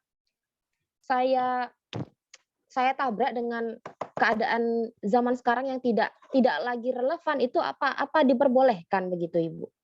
Terima kasih. Ya, jadi kalau saya sih, kalau misalnya mau mengambil sebuah ritual dan mau membawanya ke sebuah pentas, tetapi tidak membawa ritualnya secara utuh, saya kira maksudnya begitu ya, Bu Rani? Jadi tidak membawa ritualnya itu secara utuh. Benar, Ibu. Ya. Jadi hanya mengambil pesan-pesan kearifan lokal, begitu ya? Mungkin. Iya, dan dikaitkan dengan konteks, begitu, Bu. Konteksnya konteks ritualnya atau konteks kekinian? Jadi ritual ini ada penyakit namanya sintung pelalau ya, Bu ya. Sintung pelalau itu pengobatan untuk anak gadis yang tidak menikah-nikah, tapi usianya itu semakin bertambah tua, begitu. Nah, tapi kan kalau ditarik dari era sekarang bahwa pernikahan itu tidak lagi dipatokan kepada usia. Bagaimana perempuan-perempuan modern ini malah banyak yang tidak malah memilih menikah, begitu, Ibu. Seperti itu. Perempuan mandiri. Jadi pengobatan itu tuh menurut saya malah sesuatu yang menurut saya pengobatan itu ya suatu pembodohan barangkali, bukan karena bukan karena masalah pengobatannya, bukan masalah dia sakit atau bagaimana, barangkali memang ada sesuatu di perempuan tersebut hingga membuatnya tidak menikah juga, begitu. Ini ritualnya memang pengobatan atau ada satu proses ritual, misalnya dimandikah atau seperti apa? Pengobatan atau sebuah ritual tertentu? Kalau obat kan berarti ada sebuah penyakit gitu loh. Tapi kalau ritual supaya cepat kawin gitu, mungkin ada dia dimandi kembang kah atau seperti apa macam itu. Ini pengobatan. Doa-doa. Mantra-mantranya. Seperti itu ya. Saya kira kalau bagi saya sih, kalau di Bugis Makassar biasanya itu untuk buka jodoh gitu, karena membuka aura gitu ya, membuka aura jodoh, akhirnya dia dimandi supaya jodohnya yang tertutup itu bisa terbuka. Nah itu kan masalah kepercayaan. Tapi saya kira kalau menurut saya sih menarik juga, jadi maksudnya kasusnya saja yang dibawa, tetapi ritualnya pesan-pesan kearifan lokal tentang adanya sebuah ritual yang memperlihatkan ataukah juga di mana ada dilakukan semacam prosesi buka jodoh kah atau buka aura, ataukah mungkin seperti tadi Mbak Rani mengatakan istilahnya pengobatan buka jodoh. Saya kira kalau masalah ini sih tidak perlu juga semuanya dibawa, bisa juga tidak dibawa secara utuh ke panggung. Tapi yang paling penting adalah kearifan lokal dan juga wawasan untuk para orang-orang ataupun para perempuan, para orang tua pada masyarakat yang memandang bahwa perempuan itu harus menikah misalnya di bawah 30 tahun, misalnya begitu ya. Nah, sehingga kalau di atas 30 tahun dia belum menikah, semuanya serba risau, kemudian orang tuanya pun risau, dan seterusnya. Jadi saya kira pesan sponsor yang paling penting. Nah, tetapi alangkah baiknya kalau memang ada sedikit yang dipertunjukkan bahwa seperti ini loh cara saya tidak tahu apakah dikatakan pengobatan ataukah cara prosesi ritual buka jodoh seperti itu. Tapi kan mantranya pasti tidak akan disebutkan karena itu rahasia, rahasia para dukun ya. Nah, tetapi kalau menurut saya sarankan kepada Mbak Rani, ada satu mungkin skin yang memperlihatkan bahwa ada ritual seperti itu. Nah, meskipun tidak utuh, tapi ada potongan-potongan yang memperlihatkan itu, dan yang paling penting adalah pesan-pesan kearifan lokal dan juga pencerahan kepada para perempuan dan para orang tua tentang jodoh itu. Jadi maksudnya jodoh itu bukan masalah ya kita tua atau muda atau harus kawin umur berapa, tapi memang jodoh itu memang di tangan Tuhan. Kalau belum jodohnya pasti tidak terbuka gitu. Nah, meskipun kepercayaan orang dulu masih tidak bisa dihilangkan bahwa masalah jodoh itu juga ada hubungannya dengan prosesi ritual, membuang sial, membuka aura, membuka jodoh, dan seterusnya. Tapi saya sarankan kepada Mbak Rani, jangan pesannya saja yang dipertunjukkan sebagai satu bentuk performance, tetapi dan kemudian akan disandingkan dengan persepsi kekinian dari para perempuan dan para orang tua, tetapi lebih bagus ada ada semacam itulah potongan sebuah ritual tertentu. Jadi orang paham bahwa begitulah ritualnya, meskipun tidak ada dibaca jampi-jampinya dan mantra-mantranya. Seperti itu sih saran saya, Mbak Rani. Ya. Jadi secara visual juga bisa dipertontonkan begitu guys, cuplikan-cuplikan untuk ritualnya, biar orang-orang ini juga mau tergambar begitu bagaimana sih sebetulnya ritual yang sedang dibicarakan dalam konteks naskah dan pemanggungan itu, nonton Ibu. Iya. Saya gitu. Untuk Mbak Raniswari, sebetulnya nanti di Kalangkuan ini kan ada metode penulisan naskah yang akan dipandu oleh Mbak Naomi. Nah, nanti di sana untuk bagaimana teknik, bagaimana menulis atau bagaimana memberikan stimulus visual ataupun konteks, narasi dan lain sebagainya terkait ritual nanti bisa ditanyakan ke Mbak Naomi sih sebetulnya. Karena secara metode dan teknik nanti akan diberikan oleh beliau begitu. Tapi saya rasa saran Bu Eri menarik sekali gitu. Terima kasih Mbak Adi, Bu Eri. Oke. Ada lagi kah yang ingin memberikan wacana bagaimana ritual di daerah atau bertanya lagi kepada Bu Eri? Oke, ada Mbak Sartian. Mbak Sartian, monggo. Langsung aja. Ya, makasih Mbak Adi. Assalamualaikum, Prof. Eri. Salam, Mbak Sartian. Dari mana, Mbak Sartian? Saya dari Kolaka, Sulawesi Tenggara, Prof. Sulawesi. Saya pernah kuliah di Fakultas Ilmu Budaya Sastra Indonesia. Sering melihat Prof. Eri, tapi ya belum mendapatkan kesempatan untuk kuliah bersama Ibu karena Ibu kan mengajar di sastra daerah waktu itu. Betul. Ya belum ada kesempatan, tapi sering mengikuti seminar-seminar budaya yang dimana Prof. Eri jadi pembicaranya. Ya Bu, jadi salam menakunas. Ya begini Bu, saya ini tadi menarik sekali. Ada beberapa pertanyaan teman-teman juga tadi sudah saya merasa terwakili di situ. Ibu juga sudah menjawabnya dengan sangat baik.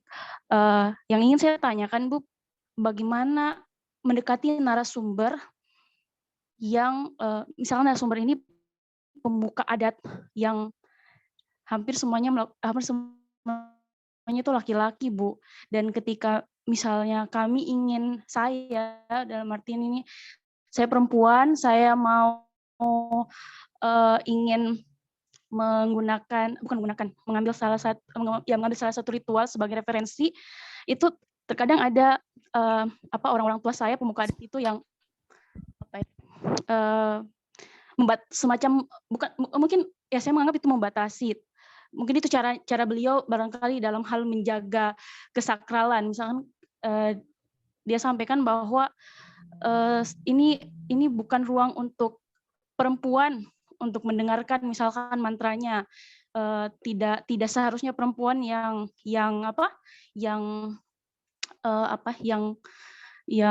inilah mengolah mantra itu.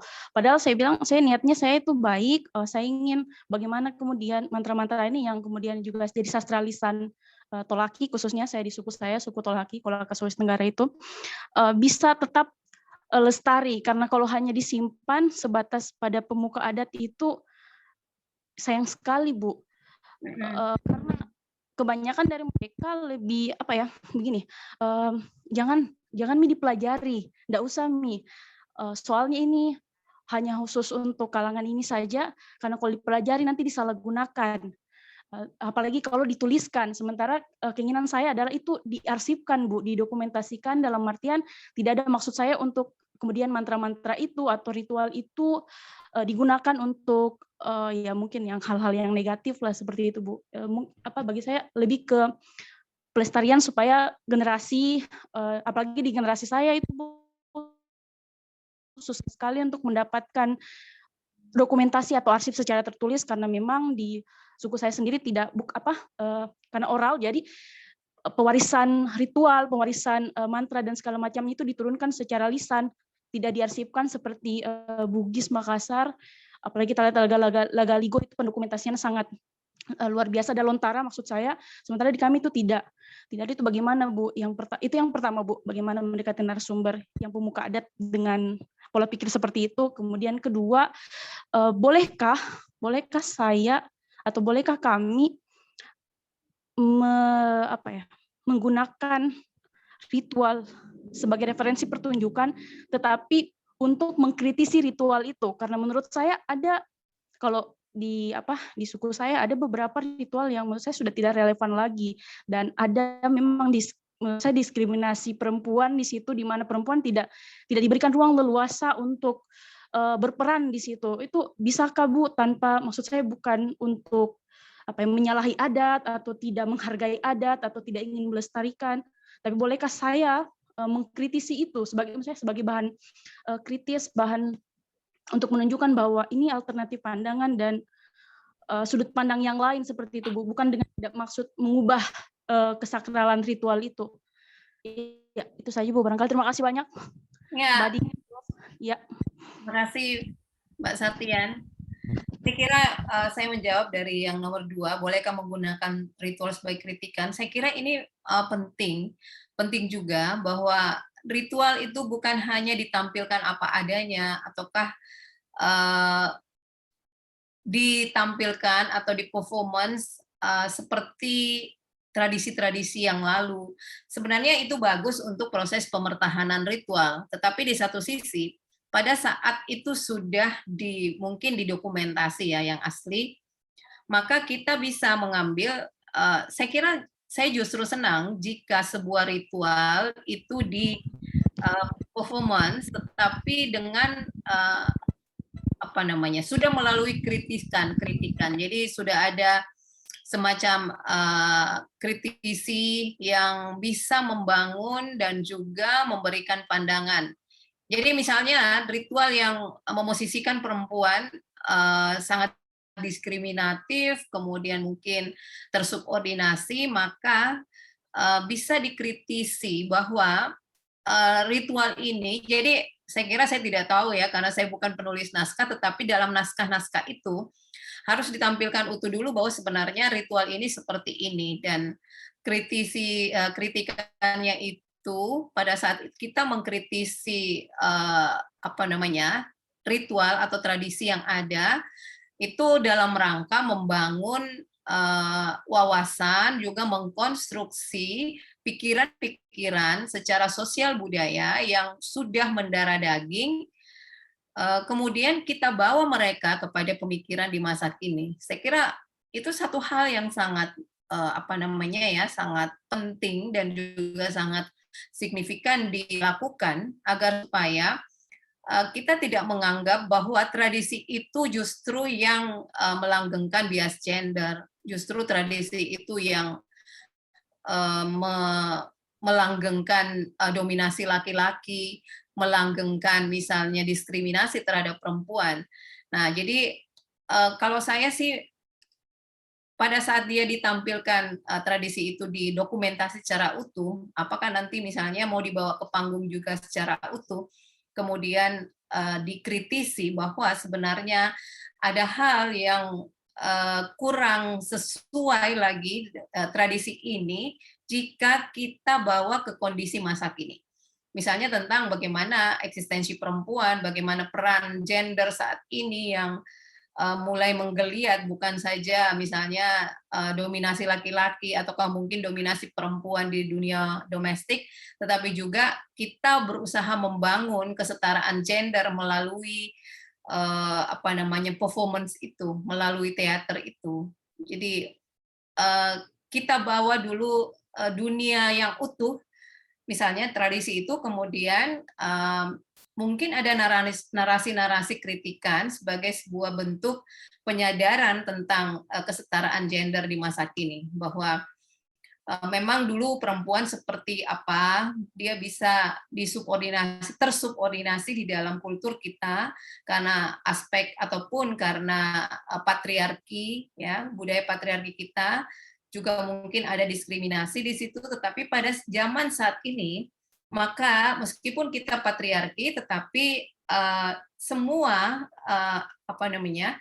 semua peran gender itu bisa dilakukan, karena peran gender bukan peran biologis, tetapi dia adalah peran yang bisa dipertukarkan. Nah, jadi aspek-aspek gender atau dimensi-dimensi gender bisa dimasukkan di situ dalam rangka karena kan orang-orang tradisional itu tidak paham gender. Kalau justru dikasih pencerahan tentang gender, apa sih itu, untuk apa kita mau gontok-gontokan lagi dengan laki-laki? Kan selama ini kita hidupnya damai, karena mereka tidak paham bahwa mereka itu sudah tersubordinasi atau terdiskriminasi. Mereka merasa bahwa itu memang peran nature mereka, karena tidak paham gender. Nah, sehingga kitalah ini yang penulis-penulis naskah masa kini yang bisa mengantar pemikiran mereka yang masih tradisional di masa itu untuk menjadi jembatan agar mereka bisa juga berpikir tentang kondisi masa kini, ya. Apalagi para perempuan-perempuan muda yang mulai menggerakkan itu, karena ibu-ibu kita itu bukan hanya ibu, tante-tante kita, bukan generasi kedua itu sudah tidak mau lagi pusing, kan kita memang harusnya seperti itu. Mereka tidak paham tentang gender. Justru kalau kita kasih wawasan tentang gender, dia merasa bahwa kita memberikan masalah kepada mereka. Padahal sebenarnya kita ingin mereposisi peran gender itu. Nah, itu yang penting. Jadi pada saat kita memberikan pemahaman bahwa kita mau mereposisi peran laki-laki dan perempuan agar setara kan bukan berarti sama, ya, persis sama, tidak. Setara berarti sama dengan kaki kanan dan kaki kiri, tangan kanan dan tangan kiri. Kita harus saling bergandengan, gitu, berjalan seiring, bukan ada yang di belakang. Makanya kalau ungkapan mengatakan di belakang laki-laki yang hebat terdapat seorang perempuan yang lebih hebat, tidak usah GR bahwa di belakang laki-laki, di belakang suami yang hebat itu terdapat istri yang lebih hebat. Kalau di belakang untuk apa? Justru harus diperbaiki bahwa di samping laki-laki yang hebat terdapat perempuan yang lebih hebat, karena kita setara, bukan di belakang laki-laki. Jadi banyak ungkapan-ungkapan yang mesti kita pahami.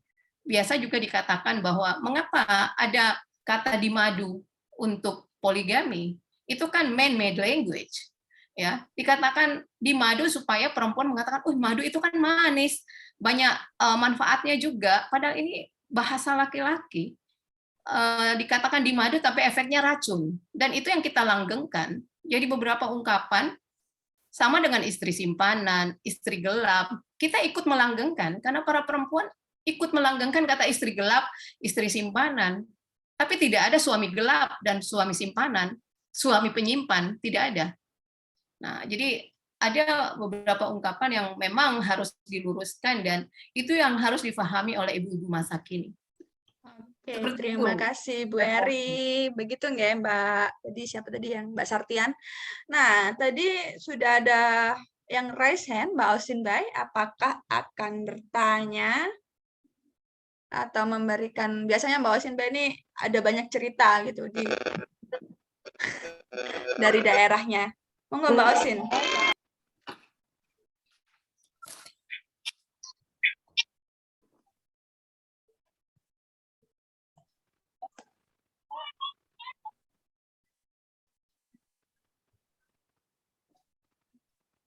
Mbak Ausin?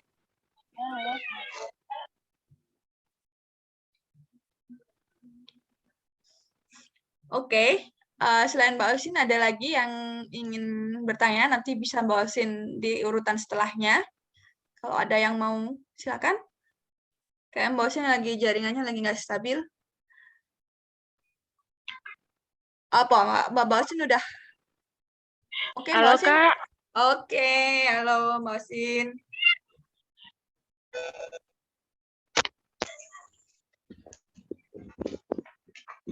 selamat sore.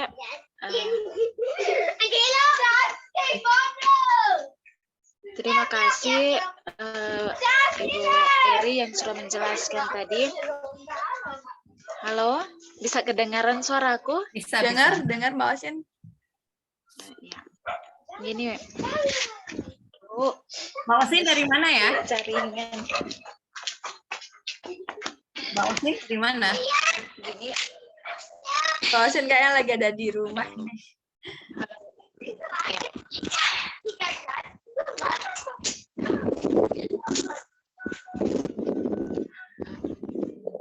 Bisa nggak apa-apa, nggak off cam juga nggak on kan nggak apa-apa kok Mbak Ausin. Suara aja biar lebih stabil.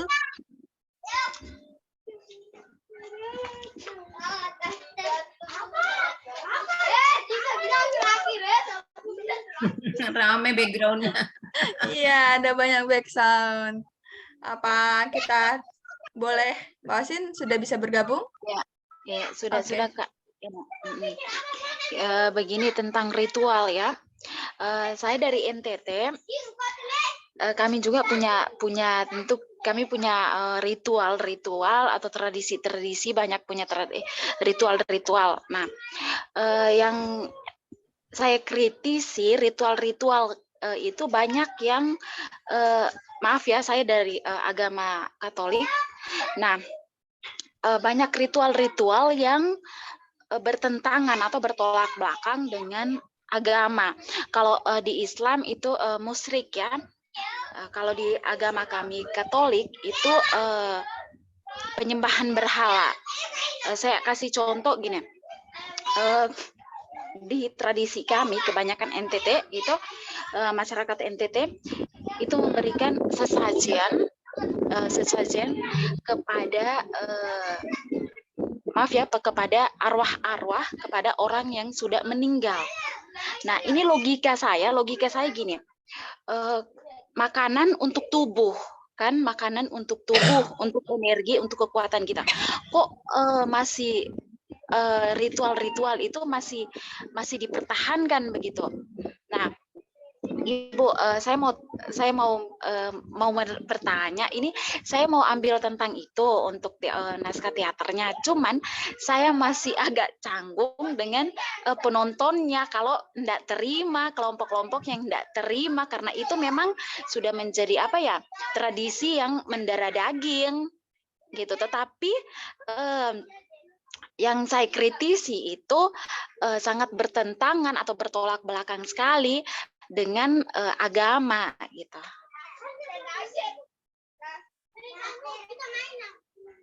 Dan bukan hanya itu saja, banyak tradisi-tradisi atau ritual-ritual yang ya menurut saya itu ritualnya sangat bertentangan dengan agama begitu. Begitu Ibu Eri. Oke, jadi tentang Halo. sesajen ya, cara pandang sesajen.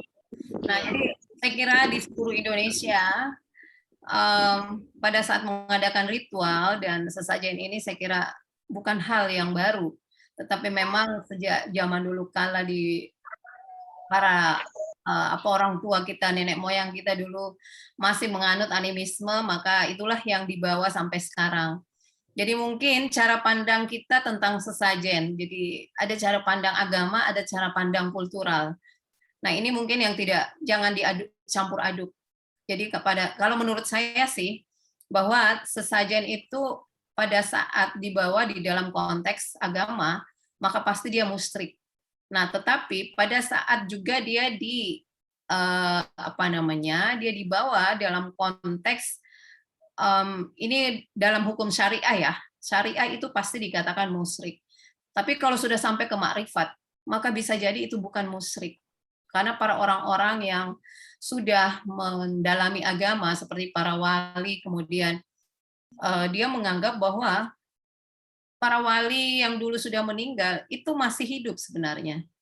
Karena orang-orang yang punya kelebihan termasuk indigo, itu apalagi yang mendalami makrifat ya, itu bisa berbicara dengan roh-roh para wali.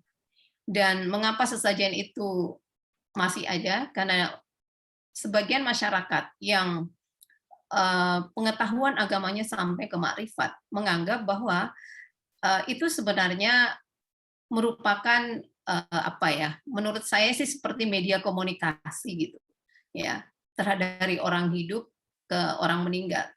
Jadi bukan masalah makanan tubuh ya, karena orang yang meninggal itu sudah meninggal dan tidak butuh itu. Tetapi kalau menurut saya sih lebih kepada sebuah media gitu ya, media komunikasi seperti itu. Nah, jadi cara pandang kita tentang sesajen memang kalau dari segi agama dan dari syariah hukum agama itu memang musyrik. Nah, tetapi kalau orang yang melihat makrifat sudah paham tentang bagaimana kita berkomunikasi dengan roh-roh yang sudah meninggal, maka bagi mereka sebenarnya bukan sebuah kemusyrikan, tapi justru sebuah media komunikasi dan interaksi mereka kepada orang-orang yang sudah meninggal. Dan dari segi aspek budaya, saya kira sesajen pasti tidak musyrik, karena itu adalah tradisi dan kebiasaan mereka. Ya, kita lihat utamanya saya kira di Bali ya, tadi Ibu Sonia melihat bahwa dari segi kultural memang sesajen itu adalah sesuatu yang seperti harus ada dan dalam sebuah ritual-ritual yang mereka lakukan sudah turun-temurun. Jadi kalau menurut saya mengajak untuk melihat bahwa saya tidak tahu ya, ternyata Katolik juga menganggap seperti itu. Nah, makanya kalau saya ditanya mengapa misalnya banyak tradisi yang sepertinya itu merupakan sebuah kemusyrikan, maka saya mengatakan bahwa kita jangan melihat sebuah tradisi, jangan mencampur adukan dengan agama yang kita anut, jangan mencampur adukan agama dan budaya. Kebetulan orang Bali, agama dan budaya mereka berjalan seiring. Kalau kita agama Islam, ya ternyata juga Katolik seperti itu. Dia tidak berjalan seiring, tetapi mereka punya jalan masing-masing untuk dijalankan oleh umatnya, seperti itu. Kalau saya begitu. Dan pasti kalau dia diangkat menjadi sebuah teater, pasti memang banyak yang protes, karena tidak semua orang sepaham. Jadi hati-hati membuat sebuah pertunjukan yang kontroversial. Itu sih jawaban saya, Mbak Osin. Oke. Terima kasih, Bu Eri. Mbak Osin, bagaimana? Apakah? Ya. Oke. Ini sudah jam 14.55, kurang 5 menit lagi. Apakah ada yang mau satu orang penanya terakhir? Kalau tidak ada, aku boleh nggak? Tanggap. Oh boleh dong, boleh dong. Bu Eri izin berpendapat ya. Pak Salan juga ini banget gitu ya, getol banget bertanya ya. Ya kebetulan saya sempat belajar tradisi lisan, jadi ya pengen berpendapat. Boleh Bu ya? Ya silakan Pak, dengan senang hati. Saya masuk tadi ya, nyimak sekali tadi pertanyaan-pertanyaan dan kegelisahan teman-teman. Kalau saya menganggapnya ada semacam ketergesaan ya dari teman-teman soal tafsir gitu. Ya saya menduga barangkali belum jauh lebih dalam gitu ya mengenal tradisi itu, lalu barangkali tergesa gitu tiba-tiba mengkritisi tradisi itu. Jadi ini nggak perlu dijawab, tapi barangkali bisa ya ditanyakan ke diri sendiri, apakah memang sudah jauh lebih paham soal ritual itu ya sebelum terburu-buru mengkritisi itu. Karena kalau saya melihatnya, kalau ngomongin ritual ya tradisi adalah komunikasi dan identitas, itu yang saya kira penting untuk kita tahu ya soal tradisi itu. Saya ambil contoh begini, di Sumatera Barat ini saya baca folklore Dananjaya Bu. Jadi ada di Sumatera Barat tuh ada pepatah kain lapuk sehelai, kurang lebih seperti itu. Nah ini ada orang Sumbar, dikoreksi aja. Kain lapuk sehelai itu sekarang itu dimaknai sebagai kesetiaan terhadap ya suami istri gitu ya. Tapi kalau dilihat dari sejarah masa lalu gitu ya, di kebelakang itu ketika masih menganut feodal di Sumatera Barat itu, kain lapuk sehelai adalah status sosial. Jadi status sosial di mana itu adalah ejekan kepada suami yang baru punya satu istri. Gitu. Jadi kain lapuk sehelai itu masa cuma satu gitu, berarti itu stratanya rendah, secara status sosial gitu ya. Nah sekarang itu kesetiaan. Jadi yang menarik di sini justru adalah dilihatnya adalah bagaimana aspek-aspek eksternal itu yang berpengaruh sehingga barangkali menjadi bergeser gitu tafsirnya gitu ya. Jadi sebelum kita terburu-buru menafsirkan. Jadi saya kira itu yang juga jauh lebih penting kita pahami, supaya juga saya kira bisa lebih arif gitu ya. Karena ya seringkali problematik kalau dari luar itu kita bisa seenaknya, terus kan kalau saya menganggapnya gini, ada cara berpikir yang berbeda gitu ya. Kan kalau bicara folklore adalah bicara cara berpikir ya. Cara berpikir tiap orang berbeda. Orang modern punya cara berpikir sendiri, yang tradisi punya cara berpikir sendiri yang tidak bisa kita unggulkan, kita bandingkan mana yang lebih unggul gitu. Ya ini adalah keberagaman cara berpikir gitu. Itu aja sih Bu, tanggapan saya ya. Mungkin ya baik dengan lebih pakai pendekatan emik gitu ya.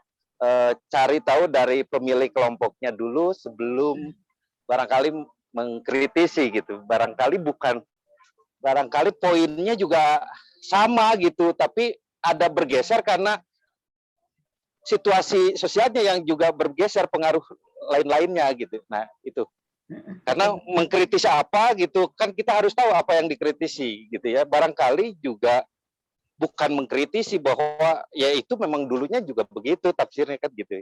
Mudah-mudahan bisa ketangkap. Ini hanya pendapat aja ya, barangkali berbeda dengan. Saya kira setuju Pak Salan. Sebelum mengkritisi kan harus sudah tahu betul. Jadi sudah memahami betul sebelum mengkritisi. Nah, jangan-jangan salah kritikan gitu. Ya itu poinnya Bu, betul. Ada satu hal yang Mbak Sartian tadi aku lupa, mendekati narasumber. Kalau cara saya karena memang mendekati narasumber, apalagi narasumber kunci, itu memang susah. Kalau bagi saya caranya mencari orang yang hampir setara dengan pemangku adat itu atau yang akrab, apakah sahabatnya atau mungkin budayawan setempat yang disegani oleh pemangku adat, untuk mengungkap ataupun supaya dia bisa memberikan sastra lisan yang mereka miliki. Kalau saya sih di Dusun Adat Karangpuang itu, saya membawa teman saya yang kebetulan peneliti dan biasa mendampingi ketua lembaga adat itu di dalam forum-forum formal. Sehingga pada saat saya datang dan bersama teman itu, teman saya dalam bahasa lokal menjelaskan apa tujuan saya, dan kemudian mereka berkomunikasi, dan akhirnya mereka, ketua lembaga adat itu dan 4 pemimpin adat ini bersedia untuk diwawancara. Karena saya membawa sahabat mereka dan orang yang juga bisa membantu mereka selama menjalankan kepemimpinan adat itu. Jadi kita harus tahu, memang kalau kita langsung kita seperti orang asing. Nah, supaya tidak seperti orang asing, kita carilah orang yang mungkin sangat bersahabat, sangat dekat dengan budayawan itu atau pemimpin adat itu, supaya kita tidak menjadi asing pada saat kita mewawancara, seperti itu. Saya kira itu tambahan saya tadi, Mbak Sartian, saya lupa. Oke, terima kasih Prof. Dr. Eri, Ibu Eri, yang sudah memberikan banyak sekali wawasan, berbagi pengetahuan, juga bagaimana teman-teman ini bisa nantinya jadi apa yang Ibu paparkan bisa jadi bekal gitu untuk proses penulisan naskah teman-teman masing-masing di Kalampuan 2. Nah, kalau boleh saya sedikit ringkas begitu, bahwa ada poin paling penting gitu di yang sudah diomongkan oleh Bu Eri, bahwa menafsir ritual itu merupakan membaca dan menempatkan simbol di dalam konteks budaya yang kemudian dalam prosesnya harus melalui tahap konfirmasi. Dan ketika ingin menafsir ritual, otomatis yang pertama kali dilakukan adalah mengenal betul bagaimana ritual itu, kemudian bagaimana ritual itu kemudian bisa dimaknai lebih luas begitu. Seperti itu nggak Bu Eri? Ya. Teman-teman, untuk hari ini terima kasih banyak. Sebelumnya boleh kita berfoto dulu sebagai untuk dokumentasi. Ada bisa dibuka dulu kameranya. Oke, sudah. Ini Mbak Osin mau dibuka kameranya, Mbak Rani, Mbak Anissa.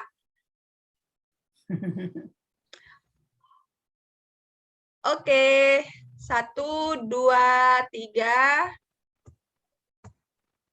Bentar ya.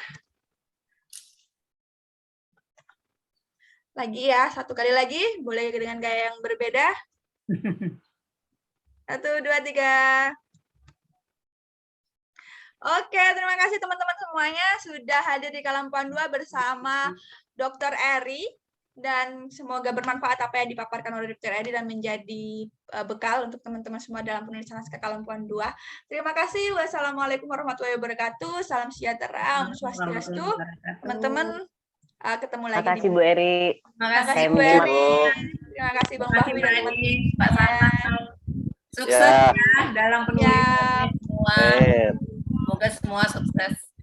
Ya. Terima kasih. Assalamualaikum. Mohon izin live meeting ya. Ya, siap Bu Eri. Terima kasih banyak.